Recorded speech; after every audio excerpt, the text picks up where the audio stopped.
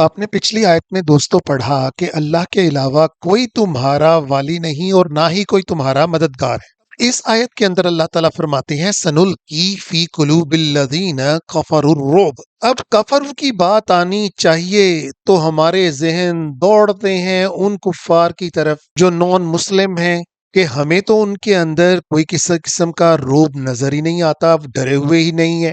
اس کے برعکس مسلمان ڈرے ہوئے ہیں، ان کے دلوں کے اندر ان کفار کا رعب نظر آ رہا ہوتا ہے۔ دوستو کفر کا مطلب ہرگز یہ نہیں ہوتا کہ کسی نے کفر کر لیا۔ اصل میں کفر کا یہاں پر مطلب یہ ہے کہ اللہ تعالیٰ کے بتائے ہوئے وہ قوانین جن کے اوپر ہم نے زندگی گزارنی ہے، اگر ہم ان سے ہٹتے ہیں تو ہمیں نہ جانے کتنے دروں کے اوپر اپنے سر کو رگڑنا پڑتا ہے، کن کن کی خوشنودی کرنی پڑتی ہے، کن کن طاقتور ملکوں کے آگے رزق کی، تجارت کی، معیشت کی بھیک مانگنی پڑتی ہے، کن کن لوگوں کے سامنے فقیروں کی طرح ہمیں پیسہ مانگنا پڑتا ہے، کیونکہ اللہ تعالیٰ نے جب اس انسان کو پیدا کیا تھا تو فوراً اس کے سامنے ملائکہ کو جھکایا تھا۔ ان ملائکہ کے اندر دوستو یہ کائنات بھی آتی ہے، اس کائنات کی تسخیر بھی آتی ہے، تو وہ مومن ہو ہی نہیں سکتا کہ جو کہ کائنات کی تسخیر کے پیچھے نہ پڑ جائے اور اس کے اوپر وہ اپنی دسترس حاصل نہ کر لے۔ مگر اس کے برعکس تو آپ دیکھیں ہم تو اس قدر اپنے راہوں سے بھٹک گئے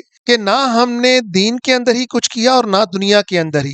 اب ہم جن قوموں کے آگے جھکتے ہیں دوستو، کم از کم انہوں نے کائنات کو تسخیر تو کیا، انہوں نے چاند ستاروں سورج کے اوپر کمندیں تو ڈالی، انہوں نے ہواؤں کو اپنے کنٹرول میں تو کیا، کم از کم وہ ہم سے ایک سٹیپ تو آگے ہیں، اس لیے وہ ہم پر برتری بھی رکھتے ہیں۔ اور اگر سوچیں کہ اگر ہم اللہ تعالیٰ کے بتائے ہوئے ان احکام کے اوپر چل کر تسخیر کائنات بھی کرتے ہیں تو پھر کیا ہم ان سے آگے نہیں ہوں گے؟ انہوں نے تو ایک سٹیپ طے کیا، ہم تو کہیں آگے ان سے تمام سٹیپس عبور کر کے آگے نکل سکتے ہیں۔ ہم نے کائنات کی تسخیر کیا کرنی تھی، ہم تو اپنے جیسے بندوں کے سامنے ہی اپنی فریادیں لے لے کر جاتے ہیں، ان کے سامنے جھکتے ہیں، اور حتیٰ کہ ہم تو ان سے بھی آگے گئے گزرے ہو گئے کہ وہ لوگ جو وفات پا چکے، جن کو اپنا کچھ پتہ نہیں، ہم نے ان کو اپنا حاجت روا بنا لیا۔ تو ہمارے دلوں کے اندر تو پے در پے خوف آنا ہی آنا ہے، کیونکہ ہم شرک کر رہے ہیں اللہ کے ان تمام قوانین کا، ان احکام کا، کہ میرے ان احکام کے علاوہ اگر تم کسی اور قانون کے آگے جھکو گے تو تمہارے دلوں کے اندر رعب پڑ جائے گا، تم بھیک مانگتے پھرو گے، تم لوگوں کو حاجت روا سمجھتے پھرو گے، تم لوگوں کے آگے اپنے ہاتھ پھیلاتے پھرو گے، اور پھر بھی تمہارے دلوں کو تسکین نہیں ملے گی۔ بما اشرکوا باللہ، اور کیونکہ تم نے اللہ کے سامنے شرک کیا۔ آپ کہہ سکتے ہیں ہم نے تو اللہ کے سامنے شرک کیا ہی نہیں۔ دوستو ماضی کے اندر اور حال کے اندر دنیا کی چند قومیں ہی ہوں گی جو اللہ کو نہیں مانتی ہوں گی۔ اصل مسئلہ ہے یہ احکام، یہ قوانین جو اس کتاب کے اندر دیے گئے ہیں، ان میں سے اگر ایک کے خلاف بھی ہم چلتے ہیں تو ہم نے شرک کر دیا، ہم نے ان قوانین کے مقابلے میں اور قوانین کے اوپر بھروسہ کیا۔ ہمیں ایسا لگا کہ اللہ کے قوانین اس معیار کے اوپر پورا نہیں اتر سکیں گے جو کہ دوسرے انسانوں کے بنائے ہوئے قوانین ہیں، اور اللہ تعالیٰ فرماتے ہیں ما لم ينزل به، اور وہ تو ہم نے نازل ہی نہیں کیے، جو اللہ تعالیٰ نے ہی نازل نہیں کیے اگر آپ ان کو فالو کرتے ہو تو شرک نہیں ہے کیا؟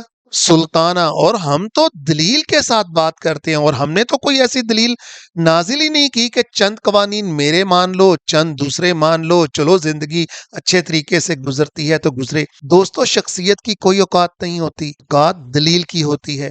اچھے بھلے شخص اگر دلیل سے بات نہ کریں آپ دوبارہ ان کی طرف دیکھتے نہیں، اور یہ قرآن تو دلیل کے علاوہ بات ہی نہیں کرتا، اور جو اس دلیل کو حق سمجھتے ہوئے بھی اس کے اوپر چلنے کے لیے تیار نہیں ہے، وَمَأْوَاهُمُ النَّارُ، تو ان کا ٹھکانہ جہنم ہے، وَبِئْسَ مَثْوَى الظَّالِمِينَ۔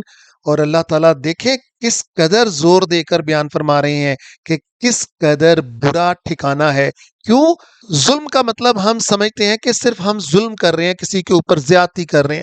ظلم کا اصل مطلب ہوتا ہے جہاں پر کسی چیز کو ہونا چاہیے تھا وہاں پر نہیں ہے، یعنی جس جگہ کے اوپر، جس زندگیوں کے اندر تم نے قرآن کو نافذ کرنا تھا، تم نے اس کی جگہ کے اوپر دوسری چیزوں کو نافذ کر کے اپنی زندگیوں کو چلانا شروع کر دیا، تو پھر اس سے بڑا ظالم کون ہوگا؟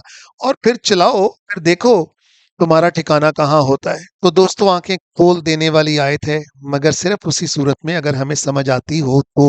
اللہ تعالی ہمیں قرآن کی فہم عطا فرمائے۔ صدق اللہ العظیم۔